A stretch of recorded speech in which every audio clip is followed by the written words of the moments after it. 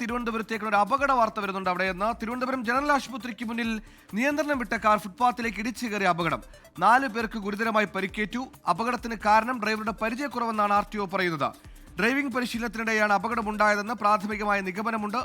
ആദ്യം ഒരു പ്രതികരണത്തിലേക്കാണ്, ട്രാഫിക് കമ്മീഷണറുടെ പ്രതികരണത്തിലേക്ക്.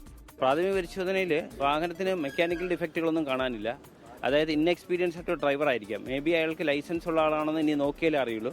അങ്ങനെ പഠിച്ചതായിരിക്കാം. കാരണം അതിന് ബ്രേക്കിന് വരെ ആക്സിലേറ്റർ അപ്ലൈ ചെയ്താണ് അത് സാധ്യതയെന്ന് തോന്നുന്നു. ലൈസൻസ് പരിശോധിക്കാനായിട്ട് നോക്കുന്നു. ഇപ്പോൾ അയാൾ അഡ്മിറ്റഡ് ആണ്. അയാളെ പരിശോധിച്ചതിന് ശേഷം നമുക്കത് പറയാനേ കഴിയും. RTO ഉദ്യോഗസ്ഥന്റെ പ്രതികരണമാണ് കേട്ടത്. റിനു ശ്രീധർ തിരുവനന്തപുരത്ത് നിന്ന് ചേരുന്നു. റിനു, എപ്പോഴായിരുന്നു അപകടം? ഈ അപകടത്തിൽ പരിക്കേറ്റവരുടെ ആരോഗ്യനില എങ്ങനെ? അപകട കാരണം അതെങ്ങനെയാണ് ഇപ്പോൾ പ്രാഥമികമായി വിലയിരുത്തുന്നത്? ഏറ്റവും പുതിയ വിവരങ്ങൾ.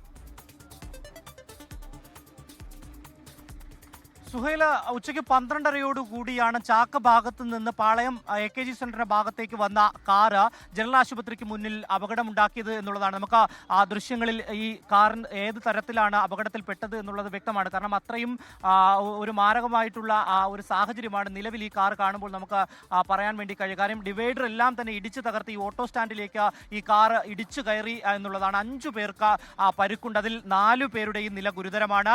അതിൽ 2 പേരുടെ നില അതീവ ഗുരുതരമാണ് എന്നുള്ളതാണ് നമുക്ക് ലഭിക്കുന്ന വിവരം. 3 ഓട്ടോ ഡ്രൈവർമാർ, ഒരു കുമാർ, അതുപോലെ തന്നെ സുരൻ, ഷാഫി എന്നീ 3 ഓട്ടോ ഡ്രൈവർമാരും 2 യാത്രക്കാർ, ഒരു സ്ത്രീ ഉൾപ്പെടെ 2 യാത്രക്കാർക്കുമാണ് പരിക്കേറ്റിട്ടുള്ളത്. ഇതിൽ 2 ഓട്ടോ ഡ്രൈവർമാർക്കും ഈ യാത്രക്കാരായിട്ടുള്ള ഒരു പുരുഷനും സ്ത്രീക്കും ഗുരുതരമായി പരിക്കേറ്റിട്ടുണ്ട്. ഇവരെ തിരുവനന്തപുരം മെഡിക്കൽ കോളേജ് ആശുപത്രിയിലേക്ക് പ്രവേശിപ്പിച്ചിട്ടുണ്ട്. 2 പേരെ വെന്റിലേറ്ററിലേക്ക് മാറ്റി എന്നുള്ളതാണ് നിലവിൽ നമുക്ക് ലഭിക്കുന്ന വിവരം.